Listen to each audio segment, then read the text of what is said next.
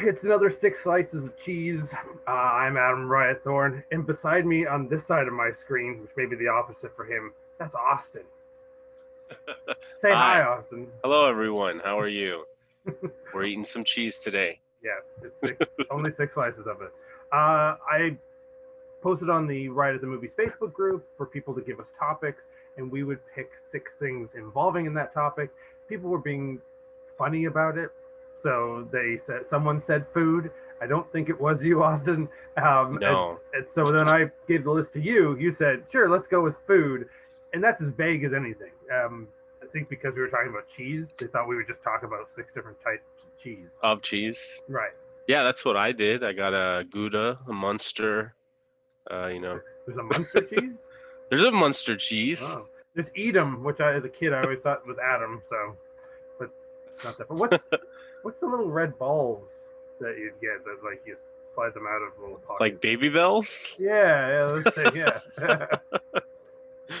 They were like the Pokemon balls of cheese. You'd like threw it and cheese would come out, and that's it. Well, I used to like that it was cheese, but there was also something like the wax, it felt like it was a whole activity. Like you get to keep this wax, you get to make a little sculpture or something at the end. I'm sure many people weren't sure what it was, and they just bit right into it. And we're like, oh, this cheese is really shitty. But also, we're about shitty things. Riot at the Movies is about bad movies and about dorky things. So that's going to be the angle into the six things we bring up. I believe, Austin, your choices were specifically food from movies that is not real food. We didn't convene on what we were gonna do, so you sort of just asked me what to think of, and I was like, I got these, and you're like, yeah, cool. So you fly with it, So we're gonna mix and match real food and movie food. And I keep changing mine, but then to make mine a theme, I've decided I've made mine anthropomorphic food. That's great. Food that is alive from films and shows. Food that you feel bad for eating, because if you would eat it, like I don't know. Do you think like talking pancakes have like a mom and dad, or like how that's what I'm saying, like. I think they're like the mannequin from Today's Special. As soon as you put the maple syrup on them, they come to life. And if you, and then there's like a mouse and an old man puppet. They go, "Oh, hey, pancake, what are you doing?" Kill me! Kill me! It hurts to be alive. Like they put some butter on his head. Thank God! And he's just cutting into him. My cat is judging us from behind me. I just realized that. You fucking talk about talking pancakes, Jesus. Which the show's not going to get any less weird. It's going to stay that weird. I'm going to show this to the screen because the first topic I'm going to start. The first thing I'm choosing is the toy line. I always thought they had a cartoon, but I don't think they did. They had comic books and lots of other merchandise, but food fighters, and that's what I sent you a bunch of pictures of. Yeah, I got them here. I've been trying to find online other versions of this. See if this shows up on your screen. This is a Halloween costume. Oh my from Food Fighters. It's from Collegeville, which is like the 80s and 70s thing. Ben Cooper costumes in Collegeville were, I think, at one point the same thing. But they're the classic plastic masks and then the plastic suit that like you sweat out of, like you're wearing a garbage bag and a piece of plastic in your face.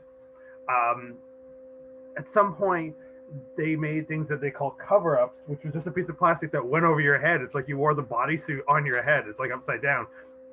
Probably why you don't find them anywhere, because probably that was a terrible idea. But I can't find any other pictures. But this guy I follow on Instagram called Killer Carp, where his whole Instagram page is all about the purple and white carp from Battle Beasts. Everything he does is themed in that. He has like a collection of like 500 of just that one guy. And he's been selling shirts that are pretty cool that he's done, which I'm sure he doesn't have the rights to, but whatever. If you're into geeky toys, then like I am, Killer Carp's a really fun page. But he's the only person I've ever seen who's found one of those costumes and put it on his head, and he hasn't posted since then, so he might have suffocated and died. I don't know. Is like the mask or he just became the fries, which the Oh my fries god. the fries from Foo Fighters kind of looks like Frylock from Aqua Teen Hunger Force. Yeah, I was gonna say that. I don't know. There, it seems like there could maybe be some influence there. You know, I'm probably the taking a Aqua Teen guess. Hunger Force was like, I let's don't. make this as a TV show, but completely ridiculous. Well, I mean, how would it not be ridiculous anyway? Just if it was the '80s, it wouldn't be as rude and about like That is true. sex in that way. But and I'm sure the guys from Aqua Teen, if that was true, they wouldn't deny it because they pretty much admit everything's just an uncreative ripoff anyway. I'm going to be popping up images on the screen in between us that show about what we're talking about, so people will actually have a little bit of a visual idea. But here, lean really close into to see if you can come close to me. Which way? In this direction? Oh, you got to go the other way. For me, Okay. you got to go the other way. There. That way I can make a screen cap where we're both in the screen and it'll fit on Instagram. Because I did it before and Jess and I were on either screens, and so the screen cap was just the middle and it was nothing. It was a picture of like empty rooms. Anyway, that just wasting some time. What are all the other things that Foo Fighters? I keep saying Foo Fighters, and every time I Google it, Google asks, Yeah. do you mean Foo Fighters? Have you seen the infamously bad computer graphic movie called Food Fighters? Yes, No, Food Fight, yeah. Food Fight, yeah. I haven't watched the actual movie, but I've watched the 12 million YouTube videos of people making fun of it. You get the gist from it. Yeah, I think out of all the movies, all the videos of it that I have seen, that I have watched the entire movie, like just in terms of clips that are included in those types of videos. It's like the room for animation fans. Like everyone wants to talk about it, and there's really not a lot to talk about except for the fact that it was made before Charlie Sheen's Tiger Blood wave, but came out when that was happening. So it was already doomed from the start. It lost all its money, so it never got a last rendering of animation in it. So it looks awful. It looks like a PlayStation 3 era WWE game where it has all the glitches, and then all of a sudden they start doing this, and they're just like, leave it in, whatever. He's just got attitude. At some point, you should watch it because I think you would get it. At least watch like the first 20 minutes and realize they're actually really trying to sell you on the story. Like, that's the thing. They don't expect it to be stupid. Exactly. See, I think The Room is a really good comparison because they both. A lot of people like to call bad movies like, oh, it's the new The Room, but they're not at all in that style. But this is sort of, I could understand that comparison because they both have like just this ridiculous hubris. Like they both, like it's like the people making Food Fight, just like Tommy Wiseau, thought they were making like really good art. This is the next. I think they thought like this would be a competition to Toy Story. But yeah, like they got the sun-kissed whale, and like they have all these weird Mr. Bubble brand. Yeah, and probably had to pay for some of those copyrights because for sure those are older products that aren't wanting to do it for advertising sake. Yeah, because it's not like they have like the A team of food guys. Like it's not like Tony the Tiger. Yeah, it's like Fudgy the Whale. Stuff like that. Yeah. Cookie Puss, the Carvel guy, or whatever, you know. It also has that sort of like when Dad tries to tell you, "Hey, here's something funny," and you're like, "What? I don't even know what that is." So that's not one of my picks. My picks was the Food Fighter toys. Because you got a fucking donut, you got a chicken wing. They were like G.I. Joe toys because you got little cards on the back of them that gave them their stats of war. Also, flash up one of the pictures I sent you was a T-shirt that was, again, not copyright controlled, so they only did it for a short time. I don't think you can order it anymore. It was a really cool design an artist did doing Food Fighters fighting Barnyard Commandos, which was kind of a toy around the same time where pigs and sheep had guns. Yeah. That did have a cartoon though. Somehow that had a fucking cartoon. I don't know what discernment goes into saying no to food, but yes to a sheep with a grenade launcher on its back. Like, I don't get it. I mean, that's just lamb chops and pork chops. So I mean, in the long run, it's the same thing. That's Within true. my search for the costume of Food Fighters, I found the greatest mask that Ben Cooper Toys ever made, and I sent that to you in a photo. It's a rainbow bright. Yeah, I was gonna say. It's like, oh god, it looks gonna like. Flash it on the screen right now so other people can see it.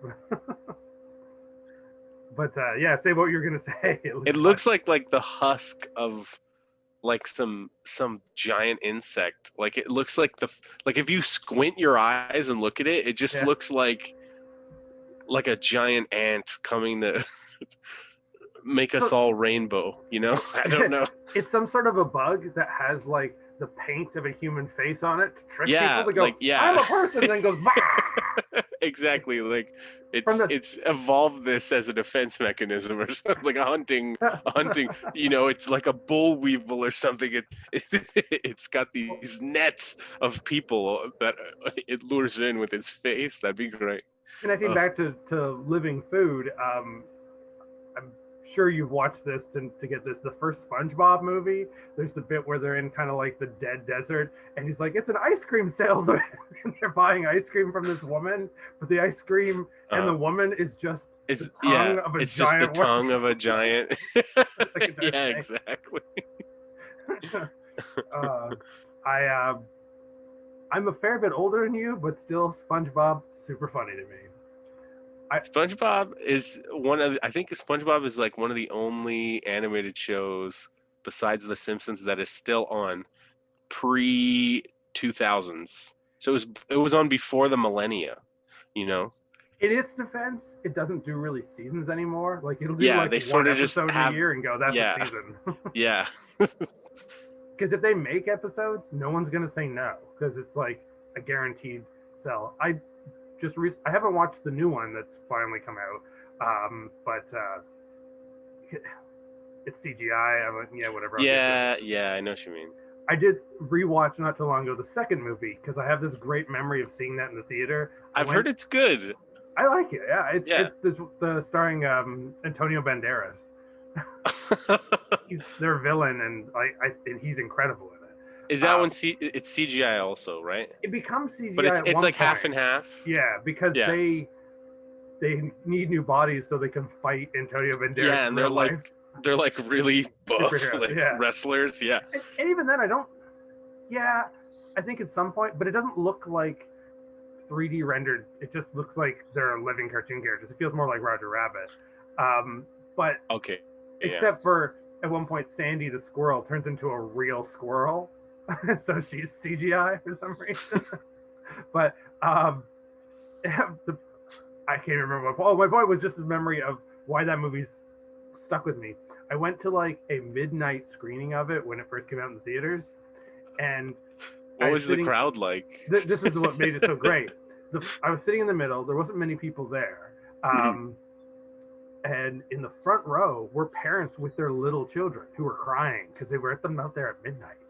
But the back row was all this one big group of college bros, and they were all smoking pot in the theater, and they're all like laughing at every joke, like it's the funniest thing. It's like hitting the seat, go, oh, Patrick's so dumb. I love you, Patrick. Oh my god. It was, what a weird sandwich to be in the middle of. Well, I mean, what is they playing at the theater? Like it was like an 11:30 start time for the last show of the night at like the Scotiabank Theater. Do you think the parents brought their kids, but it was more for them than their children? Because like I said, it's been on since 1999. So like. Yeah, and these were little kids, so it's a good point that these were young parents, and they wanted to go see it, and they wanted to go see it when it wasn't full of kids, but they still brought their kids.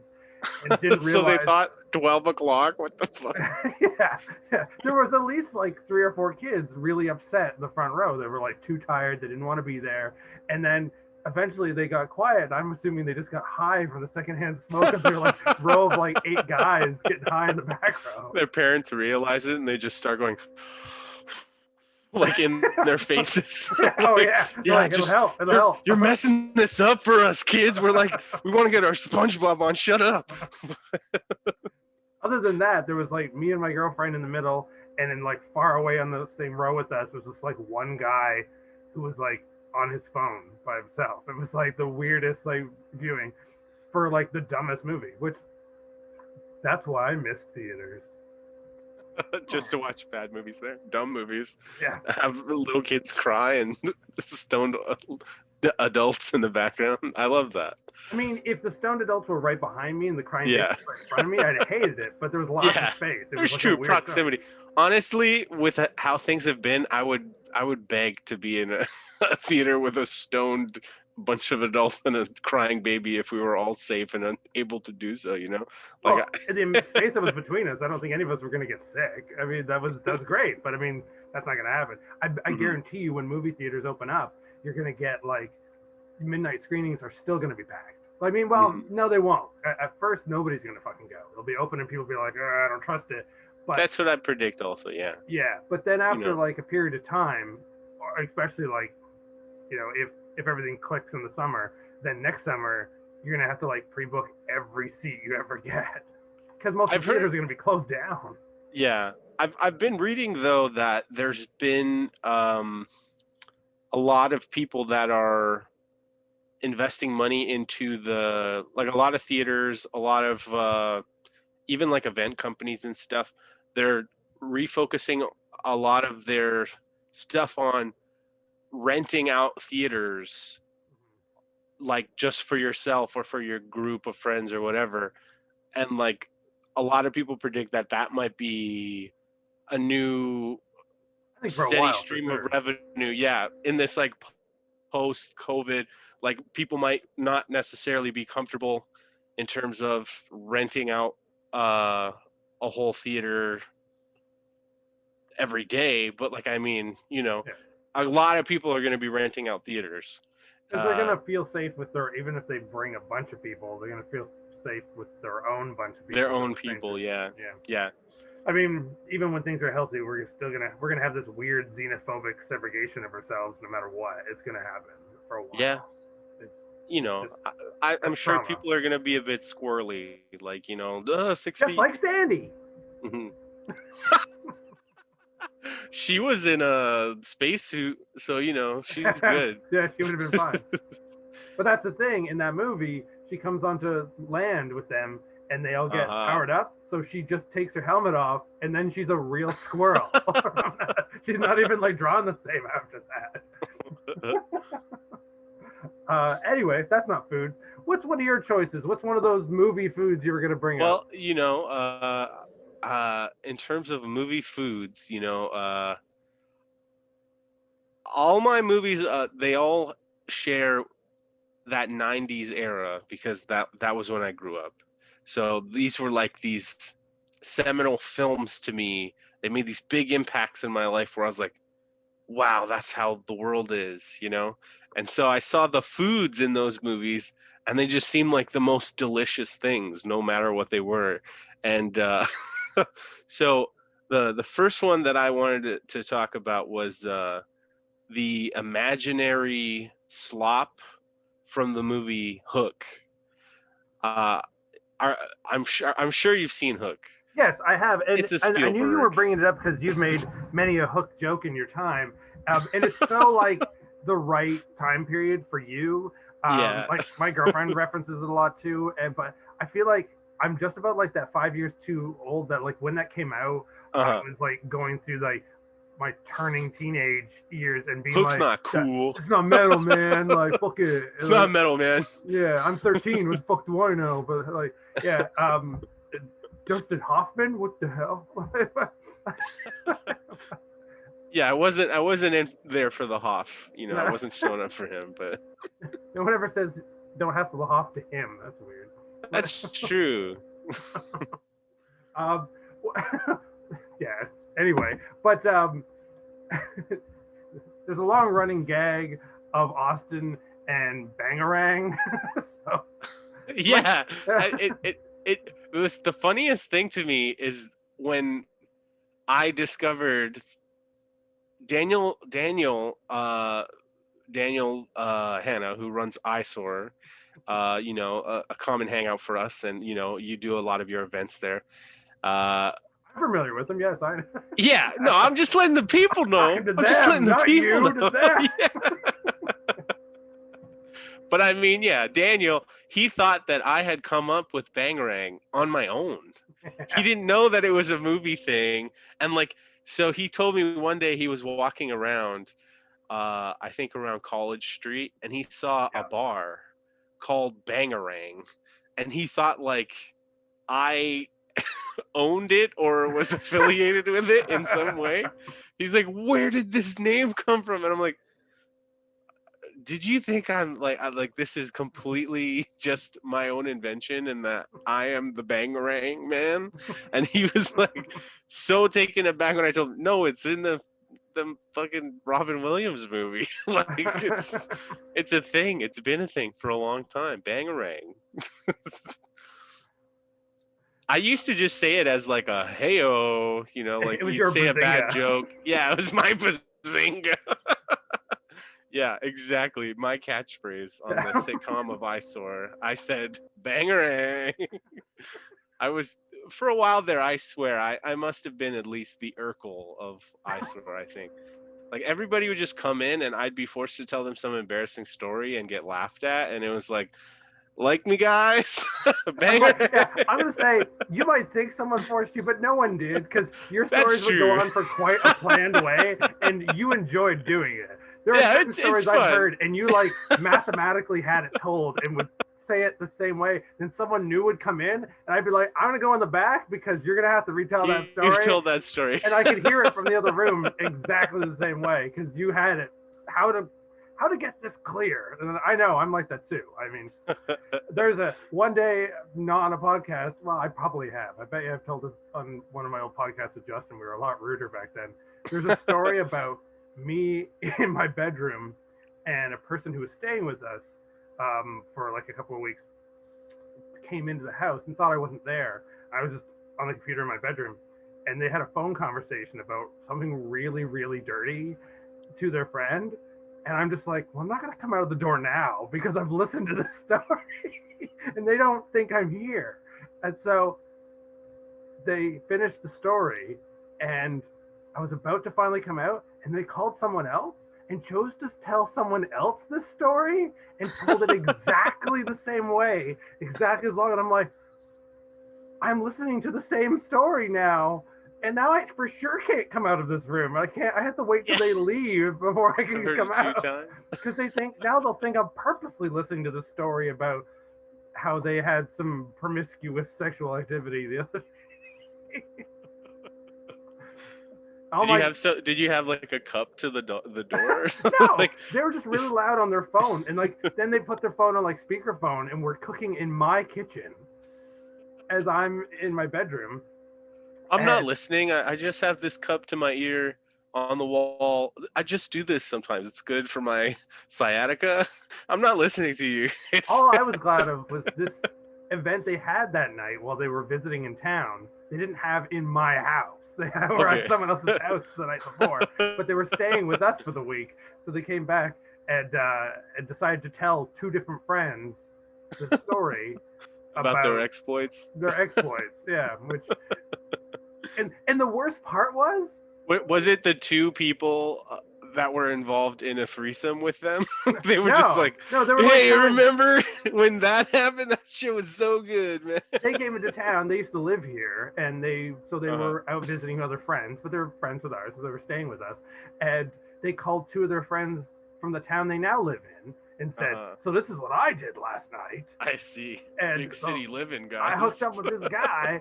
And then the worst part was, in the middle of their story, this is what gets it, where I'm just like, no. Did they say they look like you or something? No. Well, no, thank God not. Oh, that hot ass dude, Adam. And you're like, oh, no, I can't really come out of this room. But in the story, they do mention me.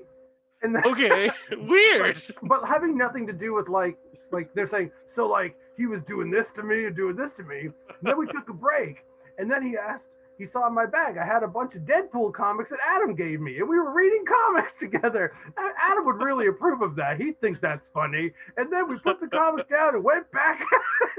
I jumped on that chimichanga. I'm like, what? Don't bring me into this story. And then the second time round, I'm like, this isn't real. This is the worst sitcom moment. I can't leave my maybe own they house. knew that you were. Yeah, maybe they knew you were in there. Yeah. And they just got more and more explicit. Maybe there was no one on the end of the second phone call. They just did that and remembered how they told the story. They were just rehearsing. Or they recorded themselves and just played it again next to my door. So I just so I on to you. Anyway, the food from Hook. Yes. What is the food? Because I don't remember the concept. Okay, so there's a scene where they are all sitting, and it's a part of the first act of the movie where Robin Williams is sort of learning how to be a kid again, and he needs to learn how to use his imagination. So they have a big feast, and there's this giant long table with all these empty bowls and plates on it, and they're like, we're gonna eat. And then for some reason Robin Williams is just like, the fuck are these kids talking about? There's nothing on these plates. And then one of the kids is like, no, Peter, use your imagination. And then he like closes his eyes and he opens it, and there's all the plates have this like weird goop on it. This like, it looks so almost like colored mashed potatoes, or like icing, you know, but it's all these like weird multicolored arrays and patterns and things like that. And just they start eating it, and then eventually they just start throwing it at each other. And just to me, that was like so fascinating. That it goes back to food fights. Yeah, food fight, exactly. Food fight. Who growing up has never thought like, wow, a food fight looks fun? Like everybody's like, I want to try that, you know. I don't know if I ever got past like, you know, a flick of mashed potatoes at somebody, but for sure I've done something to that effect. But at least you think it's fun, you know, where you're like, if I get a chance to do it, I'm gonna try. You know, I'll throw a cake at someone. And someone I think just, I have. Pisses on the table, and you're like, it's gone too fucking far, man. That's not food, man. Oh, sorry. I forgot. Is that what your friend was talking about on the phone? No, but might as well have. But yeah, so there's all this. It just fascinated me that there's no food, and then they use their imagination, and there's lots of food. And like when I was a hungry, fat little kid, I was like, you can just imagine food, and it shows up. Like, that's amazing. There's a Peewees Playhouse episode where the mail lady comes over and she's really tired, and he says, would you like to have breakfast with us? And she sits down at the table with all the other like Conky and, you know, all the other toys that are one to eat too. And Peewee goes into the kitchen and says, I'm making pancakes, I'm making bacon and eggs. And the Globey's like, bring it over here. And he just brings out a bunch of plates and there's nothing on it. And then Peewee sits down and then starts to go, nom, nom, nom. And the mail lady's like, what the fuck? It's like, you know what, Peewee, I gotta go. It's imagination food. That's the day Peewee forgot to take his medication, you know, and the mail lady was so concerned after that. She was like, that Herman boy, he ain't right. And then on Christmas, he got her press-on toenails. Wow. What a gift. What a gift, yeah. Just imagine that the food is there and it will appear. It's lost in space eating pills. And like, I'm just cutting through this steak into a little pill. Yeah. That's exactly what I picture when I think of myself in the sanitarium. Just like, oh, this is a 5-course meal. It's like, oh, that poor guy. Being in space, being in a sanitarium, same thing. Yeah. Yeah, Yeah, yeah. lost in space. Apparently, though, what the slop from the movie actually was, nobody knows. Like, nobody knows. Spielberg never has talked about it. Like, people have asked about it. I think the closest we got was the guy who played Rufio. He said it was like, it used to be brown. And like the first time they filmed it, it was brown. It looked like chili or something, right? But then Spielberg was like, I don't like that. That doesn't look good. I don't want like a bunch of kids throwing brown goop at each other. So they made it all different colors, and they were like, yeah, okay, it reads way better. But yeah, I forget his name, Dante Basco or Bosco, that guy, the Rufio guy. Yep. He said like it was edible. It tasted like some sort of icing or whatever. But he said underneath, where like all the colored stuff was just like this gray slop. And I'm like, I'm sort of afraid for all the kids that were in Hook, that like in 20 years it'll be like some asbestos type, like, Or there might be some class action suit with all the kids from Hook because Spielberg got them the black lung from eating this imaginary slop. So. well, they've survived almost 30 years since then, so I think they're doing okay. They're probably okay. Yeah. Or it finally decides it stays in there all that time, and it decides to find its way to come back up, and then they all connect together and become this giant blob. Just like my second choice, the stuff. Oh, connected it in. The stuff, a cheesy bad horror film, totally up my alley. As a kid, really fucking grossed me out because I had this texture problem. I still do to this day. Things that are like honeycombed in that, I kind of want to crush them and make them like smooth. And there's a bit where the one guy comes to the woman who's investigating it, and he says, "It's true, I think it does do that." And then all of a sudden, his face turns animatronic and stretches open, and the stuff starts to come back out, and all of the roof of his mouth becomes like holes.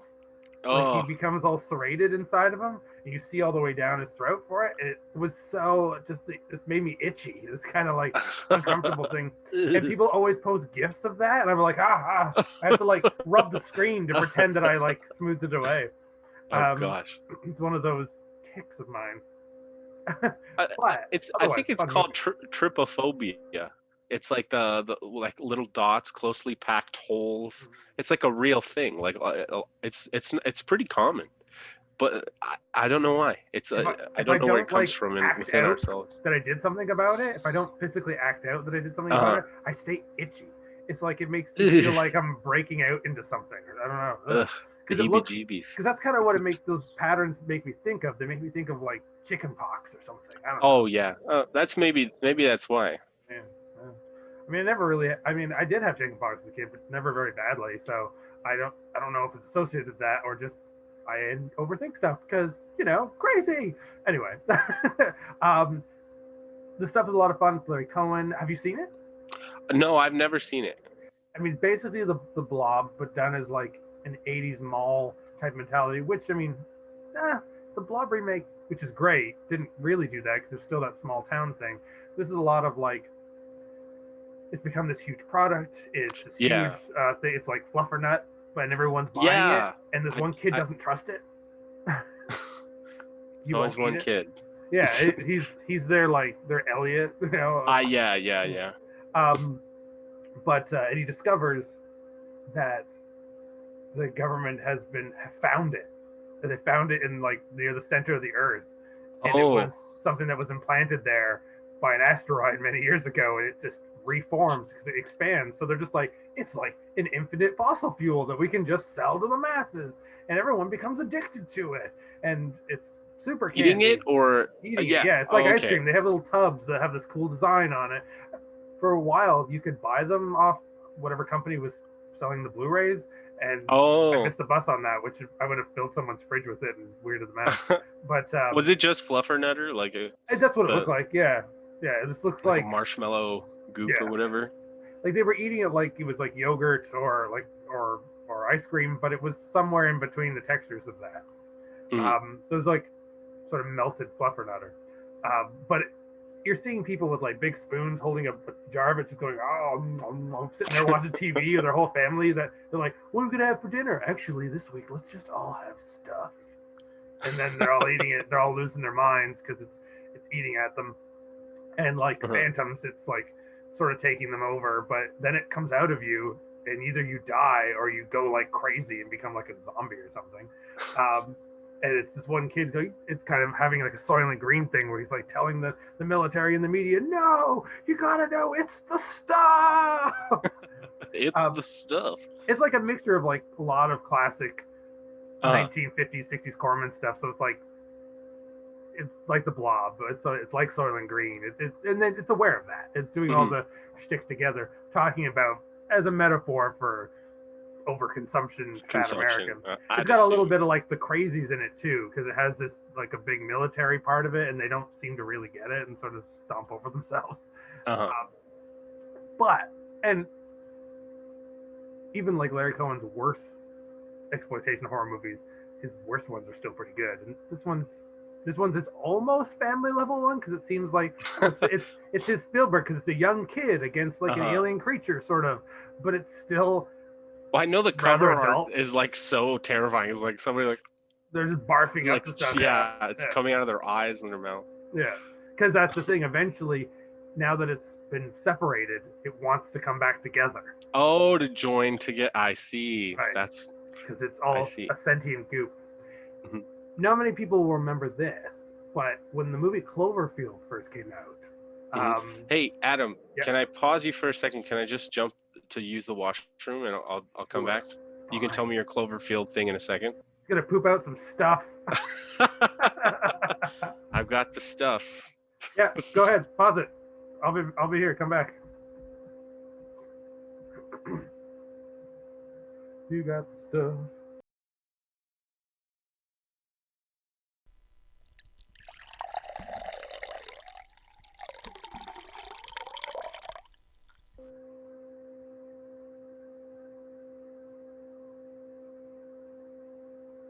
Hey, okay, I'm back. Questioning how I'll edit this, if I'll just like let you say you're gonna go to the bathroom and say you're pooping stuff. Yeah, it's up to you. There was a couple of you were gonna say the Cloverfield. Yeah, there's a couple of internet connections that were probably gonna cause me to have to edit stuff. Every so often it kind of pops in my corner saying, "Warning, your internet's screwing up." Oh, but I'm gonna send you another picture. Just so you can be grossed out and I don't have to post this to it. No, fuck, that's not the right thing.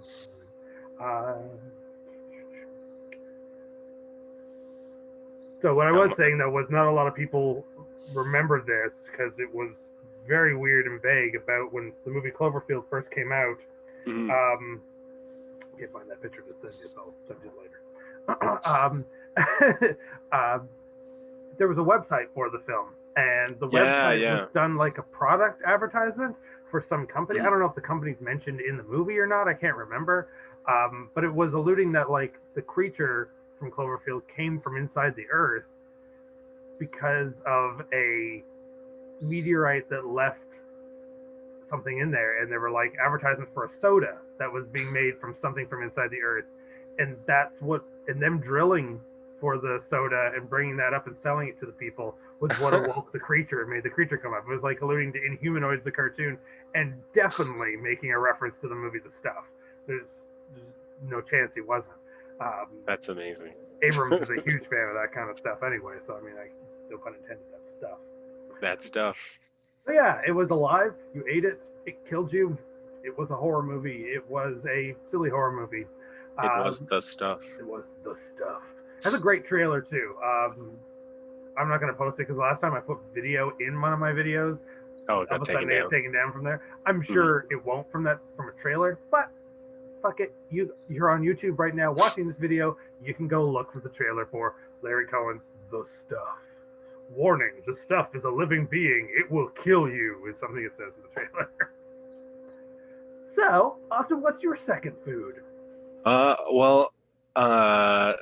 sort of in keeping with the stuff, the second food that I thought to pick, another 90s staple, Space Jam, the secret stuff that Michael Jordan. Keeps in a baggie. Well, if you recall Space Jam, it is a Michael Jordan vehicle. It is literally a 1.5 hour shoe commercial for Michael Jordan. And I'm excited for the sequel next year, or this year. I think we're going to get it finally this year. It's probably going to be a 2-hour shoe commercial for LeBron James. So there On you go. HBO Max. Yeah, but Michael Jordan vehicle, and there is a scene where he. Saying Michael Jordan vehicle, I just imagine a car with Michael Jordan's face on the front of it, just driving around in this like Transformer Michael Jordan. Didn't they talk about, apparently they were supposed to make some movie with Michael Jackson where he turned into a car? That does happen. There's like a little boy who rides in him, and he's like a kit type thing. Yeah, that happens in Moonwalker.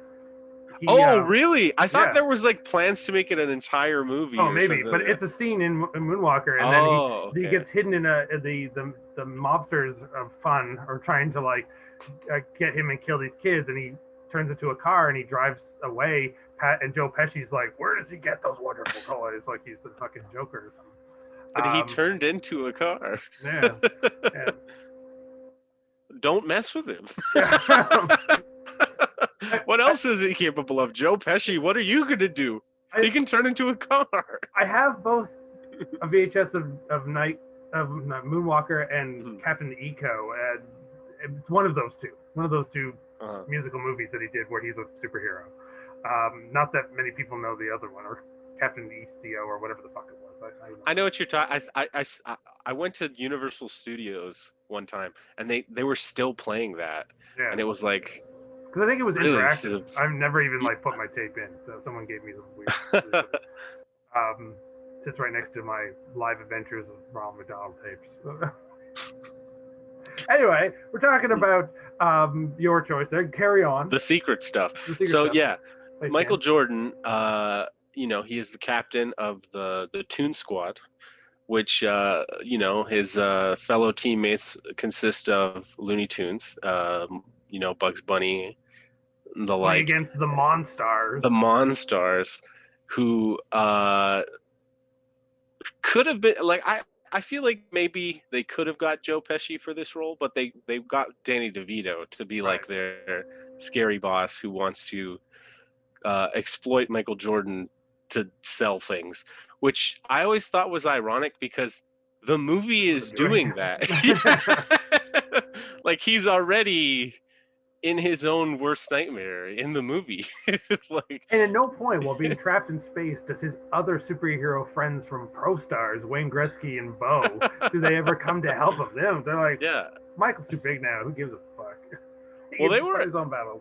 There's a funny story about that because apparently Warner Brothers wanted to capitalize on the Jam license and make a whole host of jams. So they made Space Jam with Michael Jordan, and they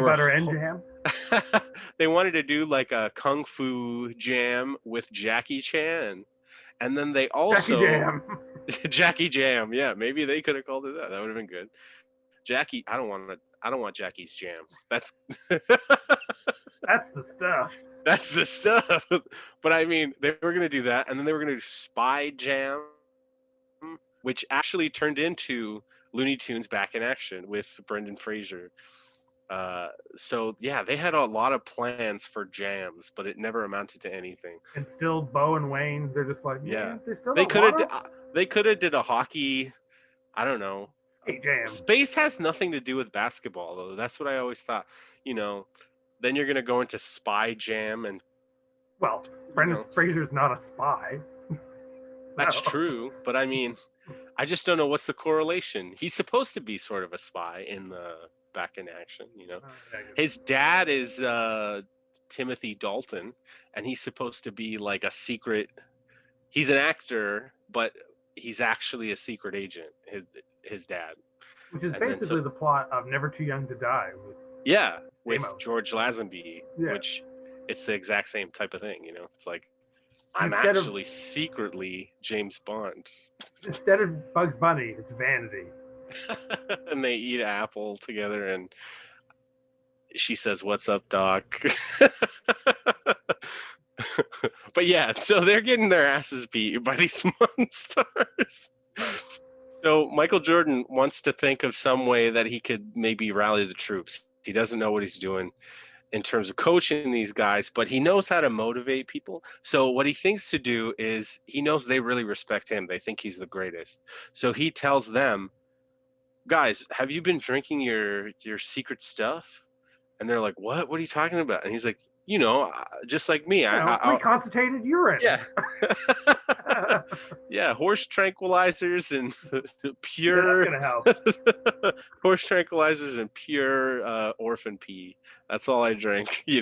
Keeps me young.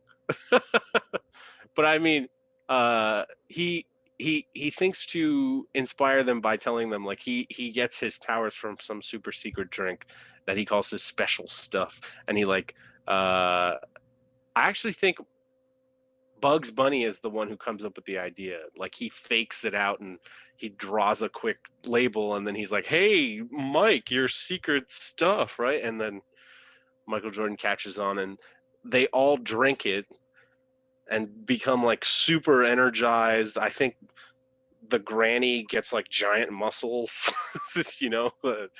Tweety Bird's owner, she's like and then they go out and they like kick butt for a while and then they realize that the secret stuff is just water.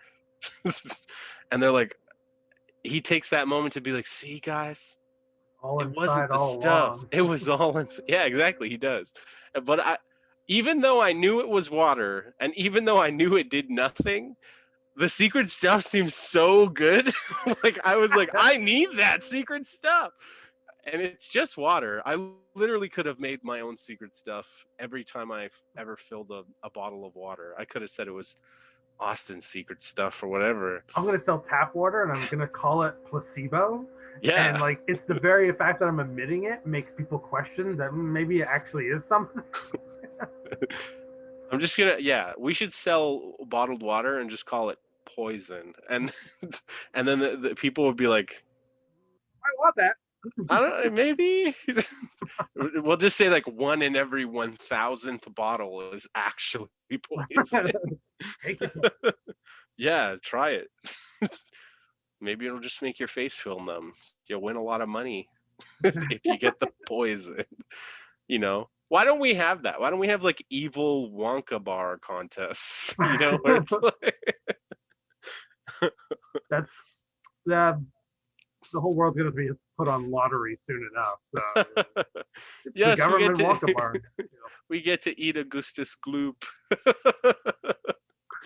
If you win the golden wrapper, you get a vaccine. Yay!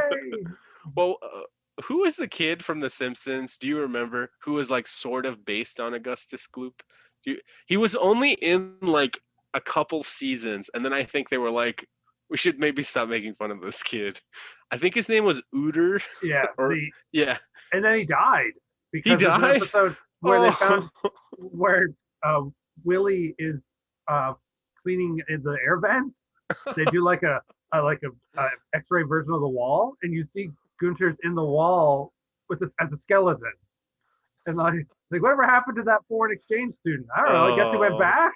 And they're like, his parents have been asking about him, and it's him is just eating with like food wrappers and like he's lederhosen and his skeleton. His lederhosen. It might have been a Treehouse of Horror episode that did that, but I want to believe myself. Non-canon. Yeah, I want to believe that it's canon.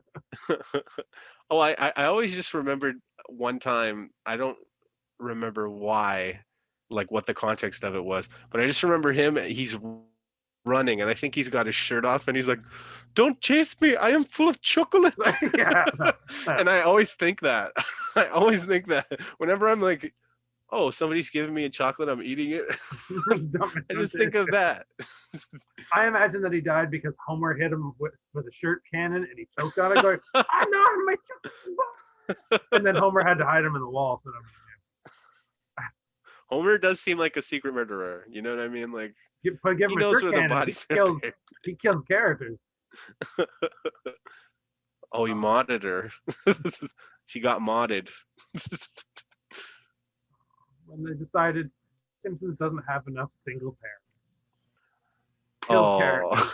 Imagine if that happened to Flintstones if like Betty Rubble just like died of cancer.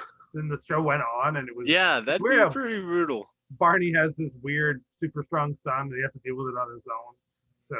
So That's sad. yeah, Single parent. He's like trying to deal with his kid who's just misunderstood by the entire. He's sort of like a Frankenstein, you know, like Bam Bam Bam. Bam. Yeah. Yeah, he's just cute. And remember, Barney and Betty found Bam Bam. They didn't even Yeah, have he's a not. kid. Yeah, he's an adopted kid, right? Yeah. Yeah. That's earthquake. Because he's a less evolved um, Neanderthal. Oh, yeah, maybe he's got that heavy brow and he's like Yeah, that's why he's all so muscle. strong. There's all the Bam Bam. Yeah, he's from He just the grows. other side of the tar pit, where the less that new movie, the sequel to the Croods, where they like meet the more evolved Neanderthal. Yeah, and they have TVs, but it's just a window. I was like, wow, great writing, guys. yeah. I'm not lining up to go see that movie anytime soon. I'm surprised I it never got a saw the first sequel. It's been like they made that movie like 7 years ago. And It's like it didn't seem like it set the world on fire either. Like I don't know anybody who was like chomping at the bit for the Croods Part 2, but I guess they were desperate for funding, and someone told some like really old rich investor, yeah, it's connected to Ice Age, and they've had like 10 of those. I'm like, oh, okay, well, I guess we should give them money. It might. I don't know. I can't recall who made the Croods. I think it's a DreamWorks joint. Yeah. But like I know that all the Ice Age movies, I think they're all nixed. Like we will never see another Ice Age movie, at least. I don't. Let's knock on wood for the actual Ice Age with how things are. Yeah, but no, But I mean, even if we don't, I'm still expecting that somewhere that show, the series of movies are still relevant. There will be some TV series on Disney Plus of just that squirrel. Oh, yeah. thing that he's- yeah, because I know they got bought out. That's what I was going to mention.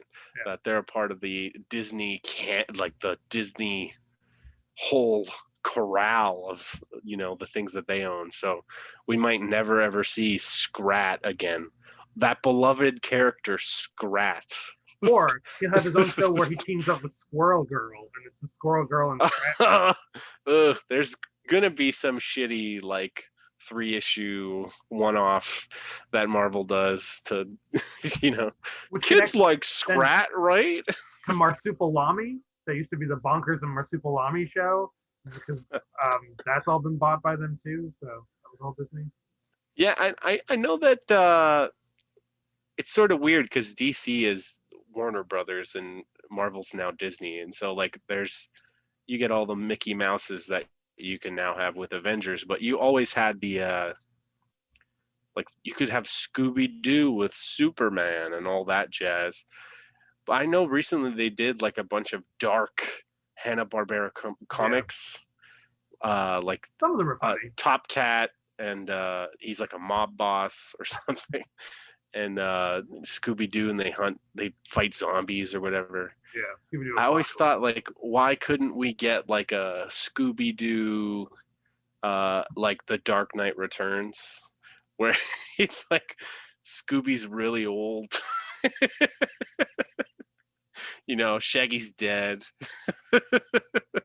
Now, because of the popularity of that, there was one of those, they did a crossover for like all the title stuff to like meet a Looney Tunes character in their style. I really liked when they did the Hanna-Barbera one, but there was at first they did it as Looney Tunes, and there was a Batman meets Elmer Fudd, but Elmer Fudd was made as a real guy who was a crazy old man who wanted to kill a bank owner because he took away his business, and he showed up with a shotgun as an old hunter, and he shot a bank owner, and he was this like extreme marksman, but he's really old, and so Batman's conflicted of how to fight him, and he lets him get arrested, but he's senile. So then years later, in a normal Batman comic, that guy who's old man Elmer Fudd shows up again, and now he's canon in their universe because it was so dark and weird and emotional. Whoa. And they just said it's just an old man who used to be a hunter and he lost his house after his wife died of cancer, and he wanted to fight the capitalist pigs. And Batman he has a sort of understanding relationship with him, even that the old man's crazy and wants to kill people. So yeah, I mean, if that can happen, Elmer Fudd is canon. Whoa. Yeah. That's weird. That's some Dark Knight shit right there. I know for a while they had crossovers with the Looney Tunes and the Justice League and all that jazz because of Mr. How do you even pronounce this? Mr. I've heard Mixelplick. Yeah, Mixelpidlick. I've heard, yeah. It's either Mr. Mixelpidlick or Mr. Maziplik, depending on what era you're from, because it's spelled differently later in Super Friends, they said it a completely different way. And I was like, what? Wait, what? Hold on. You can do that? It's just like with Batman, the animated series, they used to call... They sometimes we hear him called Ra's al Ghul, but then in the Batman the Animated Series, he always called him Ra's al Ghul. Yeah. And I was like, what's the right thing? Because it's those types of words where you only read them in comics, and then if you ever say them out loud, somebody knows that you're stupid, and it's like, but fuck you, I only read it. I don't know. It's not like there's a phonetic thing at the end that's like, you say it like this. It's the Ryu and Ryu thing. Exactly. When I was a kid, it was Ryu, and then the internet came out, and it's Ryu, guys. Ryu, it's a real fucking name. And I'm like, oh, okay. Anyway, so that's not food, but this is how the show goes. Here's my third one. My third one is Attack of the Killer Tomatoes. How could I bring food into a Ride of the Movies thing and not talk about Attack of the Killer Tomatoes? Renownedly the dumbest film. The opposite of how we talk about bad movies. It's definitely a bad movie that's like, I'm a bad movie. I heard about it forever as a kid, and then I saw the cartoon series, and because it was well before my time. Then I finally saw the movie, and I'm like, oh, this is like Airplane. It's a purposely National Lampoon's Mad Magazine wah skit comedy type of film, which almost really disappointed me at first. But then of course it would disappoint you. Yeah, but it's this thing, and you will discover this. It's funny because I feel like this is why I relate with you, Austin, because you seem to have skipped a decade of your life somehow in the world of sense of humor. When you're a child, dad jokes are really funny, and then you get older and become looking into comedy and go, dad jokes and puns are stupid. You got to become much more better than that. And then eventually you become dad age, and you're like, no, puns and dad jokes are fucking funny. I have become dad, destroyer of worlds. Airplane 2 was my jam when I was 11. Really? And then by the time I turned 32, Airplane 2 was again my jam. Never stopped being. But and that's what Attack of the Killer Tomatoes is. I mean, then the sequel came around with George Clooney, and they do the Wayne's World joke before Wayne's World, where they say, we wouldn't sell out. Yeah, the product placement. Yeah, I've heard of that. And you got all your wacky food. Which makes, when I was thinking about that, it made me think of, which is not one of my picks, but I don't have a whole lot to say about it. But Nightmare on Elm Street 2 has one of the best fake foods ever. In the beginning of that film, the main character sits down to breakfast with his family, and his little sister is eating Fu Manchus. And they're a cereal with a green Fu Manchu on it. It said secretly comes with fingernails in it, so you can have his crazy fingers. Oh my gosh! You think that's sort of like a little allude to gag Freddy. On? Yeah, Freddy's got that type of. It's one of those bits where it was in the first movie, there's a lot of parts with the main guy, sort of lucidly dreaming, and parts where Freddy is affecting the real world now. So he's never sure. There's a famous. Have you seen Nightmare 2? I've never watched Nightmare 2. I've watched 1 and 3, and I think I fell asleep watching 4, but it wasn't because it was bad. I was just very tired. It's not that great, but well, yeah. Some people like the design of 4. I've heard, and it's okay, then I guess I'll check it out. But, I mean, I like all that trash anyway. 2 was the one people didn't like because it was filled of gay innuendos a lot, and it wasn't cool in the Yeah, 80s to do that. yeah. And It's now it sort actually of comes up pretty yeah. smart. It's got a recent reappreciation now that I know, and they Yeah, did that documentary about the main character guy and not and just all that because of that. jazz. I think people are also. It has this weird bit where it's playing with the rules, where there's Mm. definitely this like, was that a dream scene or was it not? Because there's just moments where the kid's hallucinating, and then moments when he's not hallucinating and things are still weird, and it's never explained Uh, on purpose. And people want those the mainstream slasher films. They're like, we got rules. I need to know what it means. I need to be A, B, C, D, and be done. And have your twist at the end, like your M. Night Shyamalan thing. Nothing else can mhm. be weird except maybe the twist at the end. But there's not. It's got a very straightforward ending. Um, it has many of the roles reversed in it. But it has this scene of an exploding budgie. There's a moment where the family's budgie goes crazy, flies around, and then bursts into flames. And that's not in a dream because everybody saw it and they talk about it. And it's never brought up. It never brought up that it happened. That Freddy did it. It's like as if like that was just a thing It's that just happened. something that happened. And it was also to kind of leave you into that maybe the kid's just going crazy and he only thinks it happened, but they bring it up like they know it happened, so Huh. it's not like it was a dream.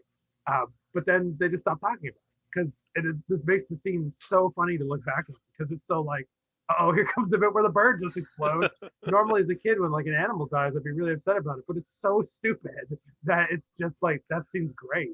And which leads to the beginning when he's had a dream, he's woke up, he's like, oh, that was weird. What's that about? He doesn't know about Freddy yet because really early on, goes downstairs and sees what his sister's eating, and it's it's almost like in Mandy with the goblin, the cheese goblin. Mac and cheese. Yeah. They're like holding it right beside them, like it's an advertisement in like a normal film set, but they keep moving the camera to the table to make it look like a flat commercial.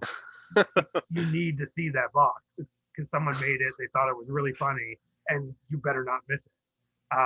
So I mean, that cheese goblin's that too. I mean, that goes right into that. So there's So so the many Fu, so hold on. It was called Fu Man choose. Choose. Oh, okay, okay. I thought it was like Fu Manchu O's or something. I was like, Yeah, it doesn't work. It doesn't work. Fu But Fu Manchu. Manchu's much better. Yeah. I mean, if it was a cereal, I think it would be Fu Man Crunch, but that doesn't Yeah. make any sense. Maybe it should have been like a big pouch of gum. You know, like Big League Chew, Fu Manchu. But in the middle of it, you got one finger in there. Yeah. Oh yeah, you can put You have to wear like two strands. Yeah, there we go. That's I'm gonna come up with that now, and we can license that because that hasn't happened, and they can't sue us because it's different enough. Which goes completely away from talking about Attack of the Killer Tomatoes. They're all about commercialism and the humor of it. So they were like Trauma before Trauma. Attack of the Killer Tomatoes 2 feels so much like a Toxic Avenger sequel, and brings John Astin into the series as Dr. Green Thumb or whatever his name is. Yeah. And then the cartoon came out and he was actually green. Like, for no real reason. And you got all these toys where all the tomatoes were alive. They were attacking the world. And in that movie, there's a couple of tomatoes that are personality and anthropomorphic, and he like has one with a patch on, and it becomes like assassin. But in the cartoon, they're all like that. They've all got personality. Do they have? Got a they have Nintendo like. game. Don't they have like little stout arms and legs, and they're like. Sometimes, like some of the really big ones do. There's the little fuzzy one that it has feet. Most of them just sort of plop around because Mad Balls was huge, so there were just Mad Balls. And also in the movie, isn't that how they sort of animated them? It literally would just like sometimes, yeah, or they play just things in reverse, yeah, and all that. And there's a great huge one that's obviously on wheels, and they're not even hiding it on wheels. They use that clip in the Elvira movie. That's the bit that she plays when showing her doing a hosting, and they're watching Attack of the Killer Tomatoes, and specifically plays the part where the woman's running out of the grocery store going, "Oh no!" and this giant one's behind, and it also has tiny little wheels that are like shopping cart wheels. Which again, it's one of those moments where I'm like, was that a joke? Or was that just that wonderful bad B movie thing? And we're all like, wait, you can see the wheels. They didn't know it looked bad. Yeah, that's why when I had first seen it, I thought it was like Corpse Grinders or other movies by that director, which any other time I could. Mickles. He what's his Mickles made that was like that. Corpse Grinders, and there's another one he made a bunch of sequels to. Oh, Astro Zombie, and they're those kind of movies where that him and Turris Santana and a bunch of supposed aliens, but they're just guys in plastic skull masks with machetes. So these alien zombies that these aliens have brought to slaughter Earth, and like they're no better than my personal Space Invader costumes. But those are one of the movies where you watch them to like see when's the boom mic going to show up, or when you see the shadow of the cameraman. And Mickles didn't mean to do that. Like that was just, he didn't give a fuck. He was just, I'm making this in the weekend. We're getting it out. Who cares? It's the mid '70s.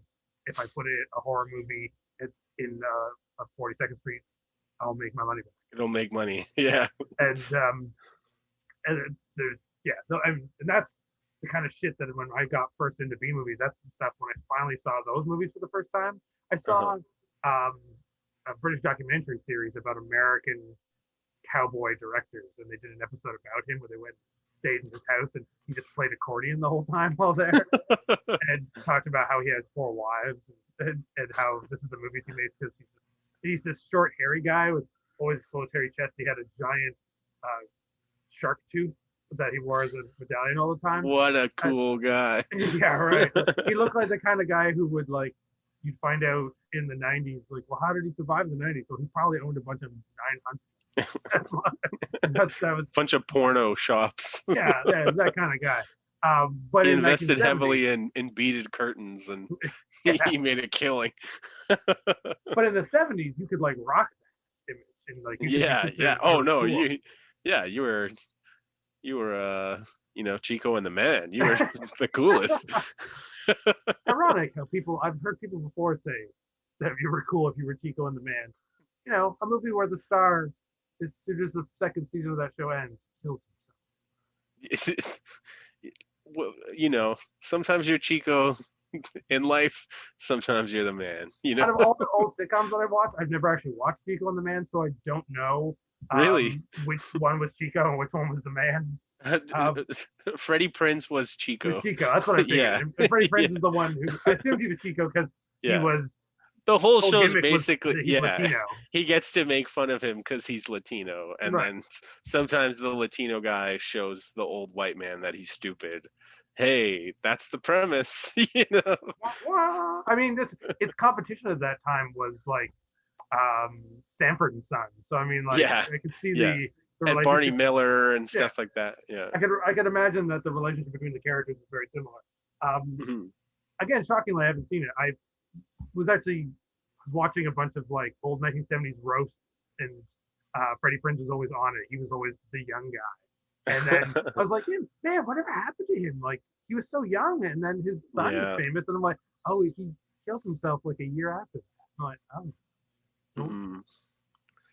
But he was talented, and even on that show, he's very good. Chico and the Man was cool. It was fun. And I know he had to be because his he mentioned in a bunch of those things from the roast that the guy who was his like manager, who kind of got him into the business, was Sammy Davis Jr. So I'm like, you were like rolling with the right people. Like how are you not cool? He had cool friends. So if you were a young guy coming into that group, if you were like he was like 18 or 19, coming into that group, being like, I'm this Latino 19-year-old hanging out with the Brat Pack, then he's like, oh, cocaine. So life is probably tough. Yeah. I think you'd like it though. I think if you watch Chico and the Man, you'd enjoy it. I think there's only 2 seasons of it too. Well, yeah, because he didn't survive after that. Yeah. And if it became the Man, it's like nobody wanted to see that. I don't know. I think they might have actually made a spinoff that was just what's his name, the guy who plays Grandpa Joe in Charlie and the Chocolate Factory. Oh yeah. Because he's the Man. He's the Man. Yeah. I forget the actor's name. Yeah. I find it so interesting that the internet has really taken a shine to hating on Grandpa Joe. Like there's just all these weird memes about how he's the worst, and you stayed in that bed for 20 years and then you won a contest and you act like you're, What, you know, chocolate? yeah, he's I'm Fred gonna Astaire go. all of a sudden. He's like, whoa. I love that through these conversations we've been able to bring Charlie and the Chocolate Factory back twice in this conversation, and it not be any of our food picks. Yeah, that's true. Augustus Gloop. Well, I think it's sort of, it's sort of a given. Come on. Charlie and the Chocolate Factory. I almost sounded like the most Boston guy in the world. I was going to go, Charlie and the Chocolate Factory. Charlie and the Chocolate Factory. That Just give the guy. goddamn kids some free chocolate. Those motherfucking Oompa Loompas. What a guy. Dan, these thoughts before we get your last one in there. My other thing, then if you have not watched the Attack the Killer Tomato stuff, it's stupid. There's not much more I can say. It's an homage to all things dumb and cheesy.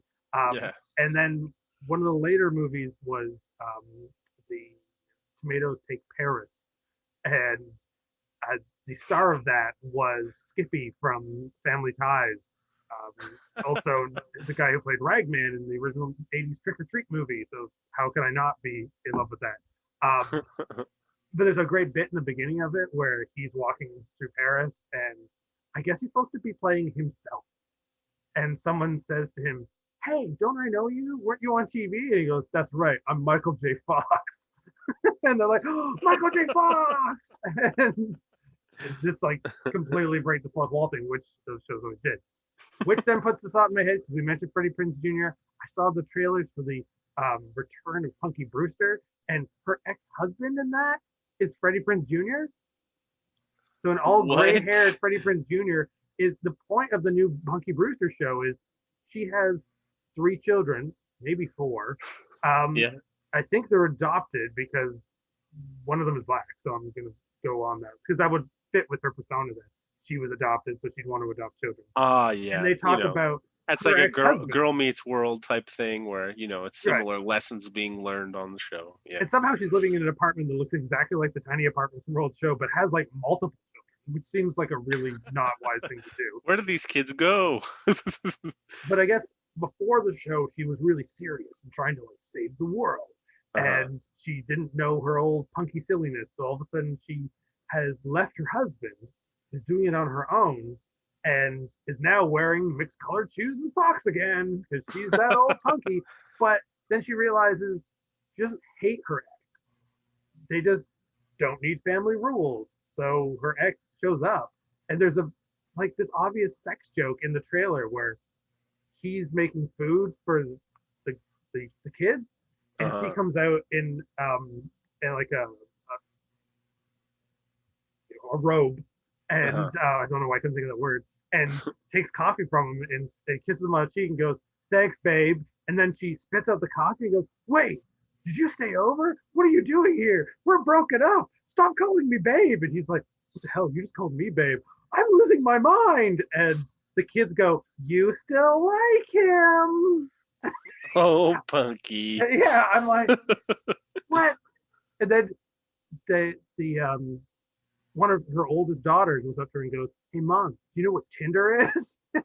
And he's like, "I know you and Dad aren't like together anymore, so maybe you should check out some guys on this." And she goes, "I don't want to look at this Tinder thing." He goes, "It's got firemen on it." And she looks at the Tinder and we don't see what she sees, and she goes, "Holy macanoli!" And I'm like, "Ew! Don't make it sexual. Don't ruin that word." Oh no!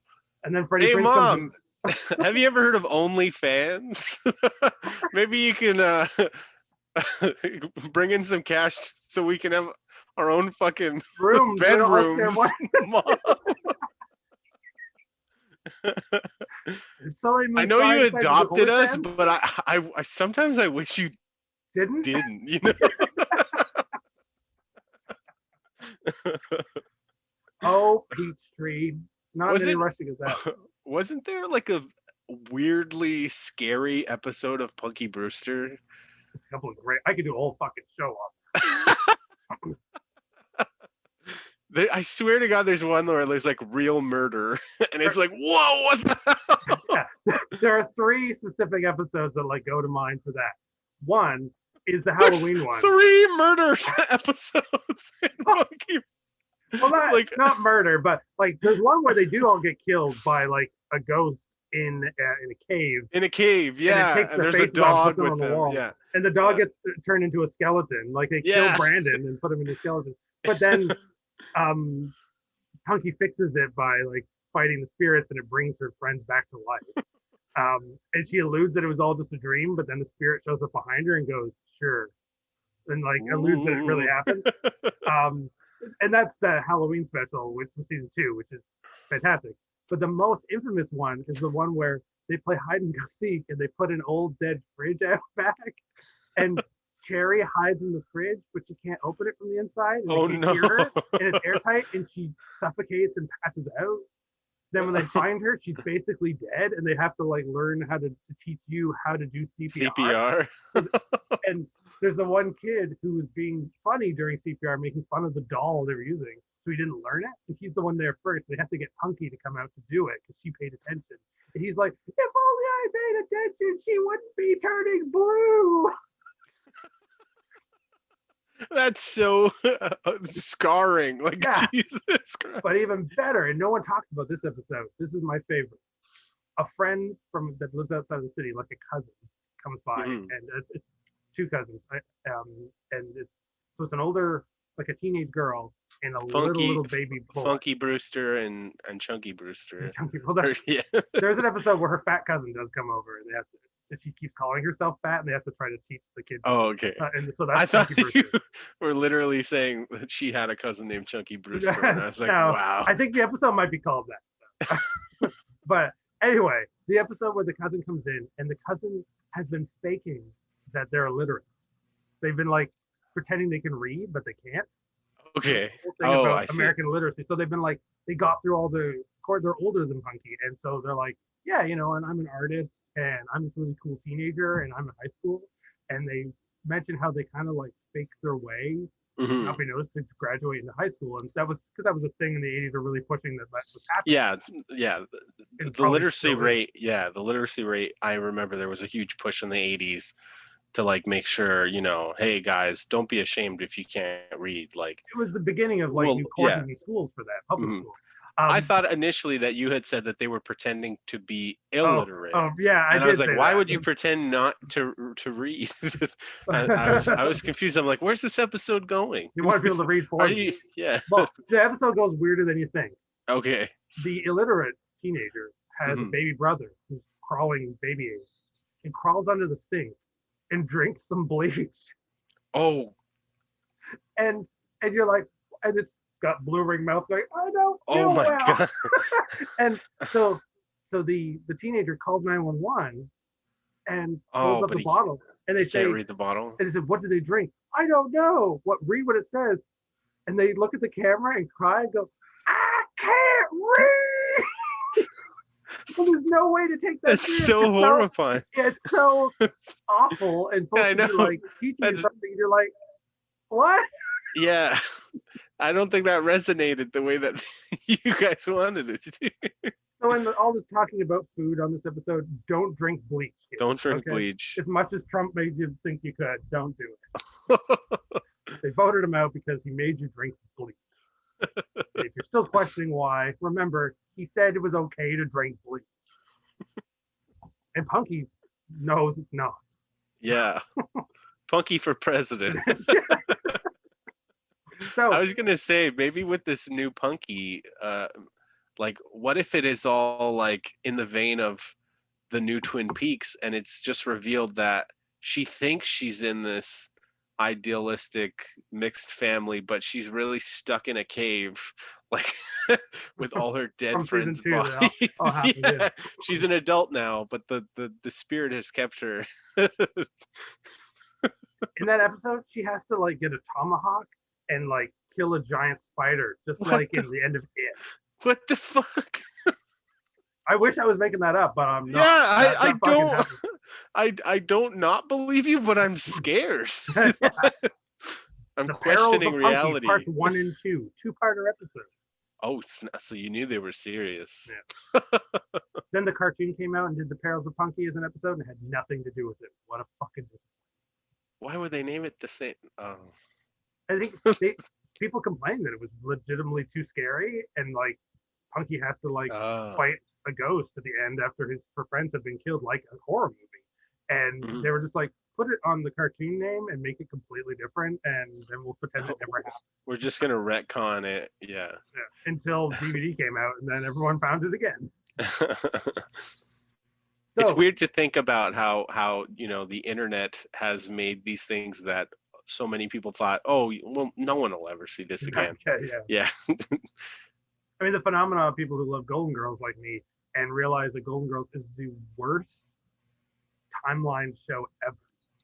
Like, yeah, they just use the same actors again for different people. They say things happen that didn't happen. The next episode it didn't happen. Somebody's got a cousin, and then they're never had any family. And they mentioned they were an orphan before, yeah. Yeah. And then later in some episodes they will bring stuff up that happened before because they always do those flashbacks. But then sometimes they do a flashback that didn't happen. And like, not only did it not happen, it proved that the last flashback could not have happened. So, but because I shouldn't give a fuck. It's like, it's just a crisis on Infinite Golden Girls. Like, yeah. I mean, if they can have a Crisis on Infinite Earth Colonel Sanders comic book, they can have one for B. Oh God. B. Arthur in Star Wars, the Christmas special, just a different universe, but still Dorothy Spartan, still the same person. Oh gosh. I don't even anyway, want to think it before through. we get deeper into that, your last pick, Austin. What was your third pick? My last pick. I'm trying. Like I've got a couple here, but I think I'll go for Three Ninjas. This is probably the most obtuse, like just the weirdest, obscure pick. In the movie Three Ninjas, it's not like there's a big dish or some secret food. They just they order pizza, and then like Teenage Ninjas do. Yeah, exactly. And they order pizza, and it is delivered by the like Home Alone style goons that want to get them. Yeah. So they're pretending to be the pizza guys. Okay, good. I felt like this might be up your alley. Tum Tum can eat all the pizza. Exactly. Tum Tum will not stop eating. Tum Tum. Oh my God. Because I was like around the age of those characters, like I was like, me and my cousin would always watch this film. We watched the entire trilogy. We don't consider the fourth one to be canon. The Hulk Hogan, Jim Varney one. I love Jim Varney, but no, it's different actors. That's the one I think does fit in there. Kicks Back is the one I don't think fits in. But anyway, that's for another show. That is for another show. We can debate the intricacies of. But yeah, so the first one, they're sort of just aping Home Alone, but with karate, because that was so Ninja popular. Turtles is basically what that movie Yeah, was. it's Ninja Turtles. Yeah, exactly. And they get the pizza, and the pizza looks good, but the pizza's not my pick. What the pick is they also order Diet Coke, like with their pizza, and just as a way to make their Home Alone style traps for these guys, they get a big cup of Diet Coke, and they like put a bunch of X-Lax in it. Oh. They pour a bunch of X-Lax in it. And like, this is what's so counter to me. I shouldn't be appetized. Like, I shouldn't want to drink that, but I really want to drink that. I wonder what X-Lax and Diet Coke taste like. Yeah, but just the way they pour it in, it's just like, it looks so good, and it's just like the most refreshing. And also the way that they prank the guy is I think they like spray him in the face with some like pepper spray or whatever, and he's so like his face is hurting so bad. He's like, so he like grabs the cup and he's like, and he like pours all this Coke on his face. And for some reason, I was like, wow, you must like imagine being that rich that you can just pour Coke right on your face. Like you could just have so much Coca-Cola. That's your problem with it. What a waste! Just... Exactly. Oh, I dropped something, but yeah, I was sort of offended by it. I was like, that could be for me, you know. I could have that X-Lax. That X-Lax, yeah. Smooth But moves, another choice of mine was sort of a poopy one. I was considering Iron Giant.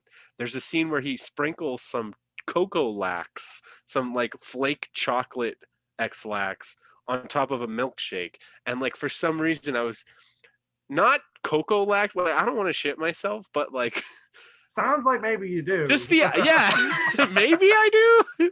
I don't know. But like just the idea lately, yeah, maybe it's my subconscious telling me to eat more fiber or something like that. But he sprinkles some chocolate on top of a milkshake, and that like I just completely ignore the pooping thing, and I'm like, that looks really good.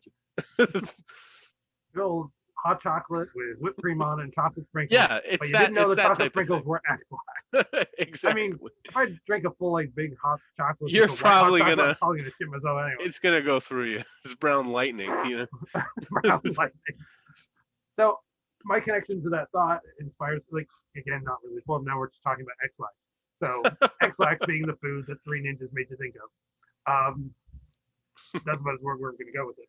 As I keep drinking my cherry Coke, cherry vanilla. Okay. I just remembered because you brought that Coke up. I remember there's this when they have finally defeated these guys. The like girl who's not one of the brothers who is like at their house as well. I think because they used her to get in. The bad guys. She's the neighbor, like had her captive. Yeah, she's their neighbor. Yeah, that's what it is.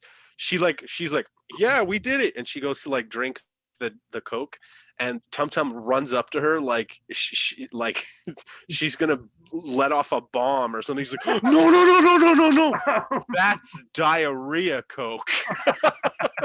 I always thought that was hilarious. I used to say that all the time. I was like, no, that's diarrhea Coke. Tim gonna have to do a rewatch. If I remember right, is Grandpa, is he Egg Foo from Big Trouble in Little China, or is it Pat Morita? No, it's not Pat Morita. No, it's that guy. He's the dude from Tremors who I think he owns the store in Tremors. I can't remember his name. He's an Asian American actor, but he's like in tons of stuff. Yeah, he's really good. Yeah, but he's a guy with the kind of like one wobbly eye. He's got like a sort of a Forrest Whitaker-y thing, yeah. Mm-hmm. Yeah. Oh yeah, it gives him gravitas, you know. Yes, he's in Golden Child too. Yeah, he's always like kind of like a rude bunny and like makes fart jokes and things. Victor Wong, that's his name. Right. Okay. What I was gonna say though, because how have I not brought wrestling into this? I've never done a video where I don't bring wrestling up. The X-Lax things reminds me of the year, and it's all connects now. When Freddie Prinze Jr. was producing Raw, he would bring. Whoa, man. That was during when he was like one of the head producers of the show for like 2 years. That's when they would have hosts. So they did it like Saturday Night Live. So like Pee Wee Herman came out, started off the show, and somehow he'd be involved in the show. Seth Green, I remember one time. Yeah. The Muppets at one point did. There's an episode where Betty White does. And at that point, the New Age Outlaws had come back. So Mr. Ass, Billy Gunn, and Road Dogg were at there. But they were old, so they weren't really wrestling much. So they were doing a Jackass thing where during that couple of episodes, they've been playing pranks on people.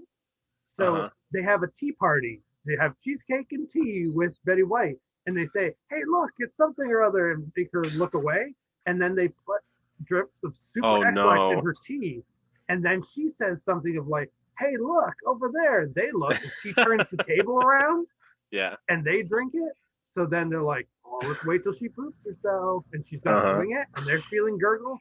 Then they have a match. And at the beginning of their match, they start to shit themselves. I'm like, oh, the ring, and they like have to be taken away. And then Betty White's like, "Oh, you didn't know? Your ass better call somebody." Yeah. I hope she said that. God, I don't remember, but how did this happen? You didn't know?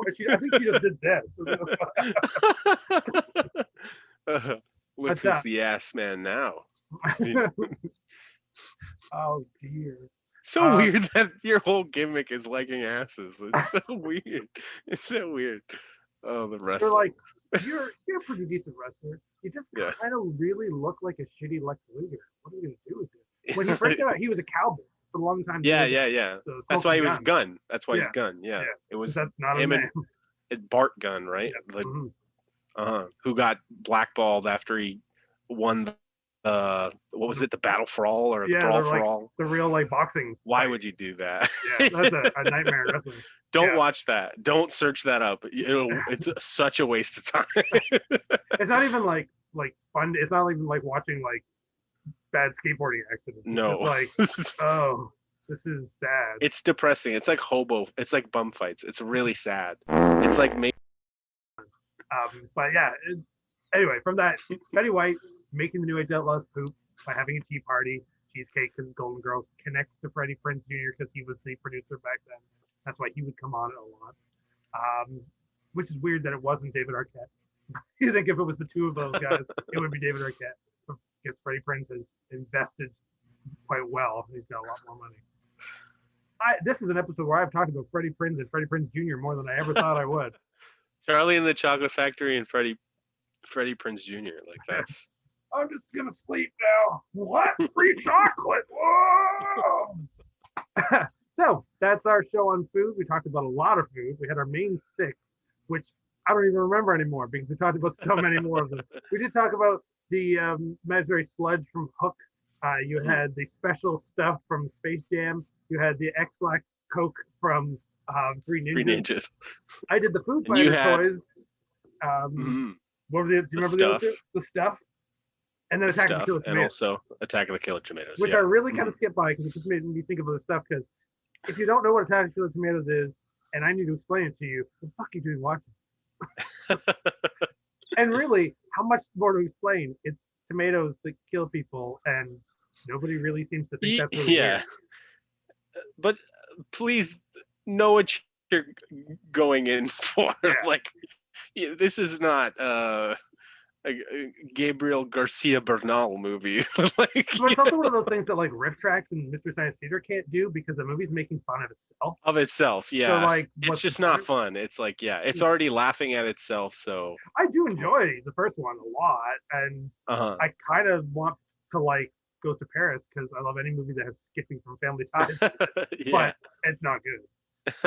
But there's some parts I remember where I was like, oh, that's kind of clever. I like how they did that. Like the way they make the tomatoes look scary. It's sort of funny and interesting. It's like, I could do that, you know. I could set up my camera in the kitchen and, you know. Very recently, there's Attack of the Killer Donuts.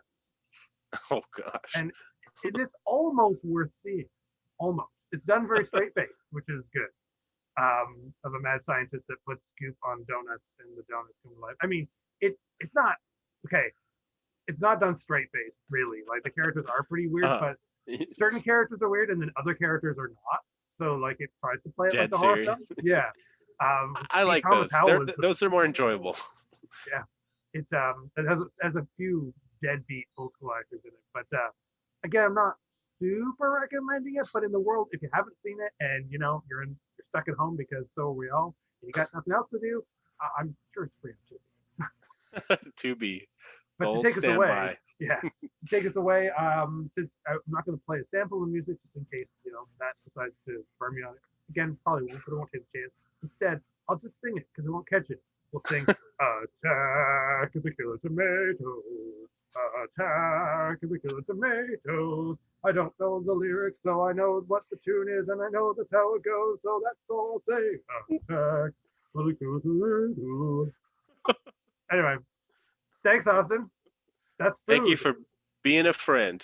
I'm going to go make a lasagna. Hey, kill some tomatoes. Yeah, there we go. That's how we do it. All right, man. Nice chatting with you. We'll Rock do and something roll. weird later. There'll be other slices of cheese. The next slice of cheese. I'm gonna bring this up. It's before people go. Austin and I, at the beginning of COVID, made a silly movie called Assault on the Snake Men. So again, a very self-aware, silly horror comedy. And SOBhorror.com is going to be releasing it next month. So if you, I just gave it to them because I mean, fuck, what else are we gonna do with it? I put it on a dual disc with one of my other movies, Muppet Pastor, which has several of the same co-stars. Sarita Milan, my partner in crime, is in both of those. Also has co-stars in that one, Adrian Benson, the writer of the new Captain Canuck Beyond comic book. I convinced him to do a shirtless scene in there. We don't convince Austin to do a shirtless scene, but he does have a getting dressed preparation scene. You see a lot of my belly and back just because the shirt is very, it's very short on me.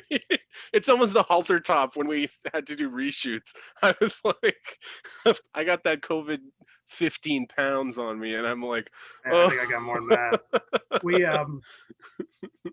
there's not a commentary track on that, but you do get the two movies. It will be really cheap. It's a great way for people in the States to get it because they can ship simply from there. Their shipping in general is pretty cheap. Throw the link in the description to that store because there's lots of cool stuff on there. Yeah, they got some wacky stuff. They'll be promoting it starting next month. They're just doing it for the 2 months because I wanted a chance for people to get it and me not having to ship them or print them. It comes back to being lazy. But then somehow we'll get to you. If you get a copy of that, eventually Austin and I will do a commentary track and One we day will get that commentary track to you in some shape or form. Carrier pigeon. Right. Or carrier crow, just like in the movie. And if you don't know what that means, I guess that means you have to see the movie. Hey, you gotta watch it. Carrier crow. All right. Thanks so much, man. We'll talk to you later.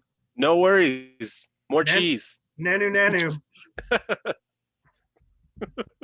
I end it? It's like honestly, Judge, I'm not a cat. I'm a real person. I don't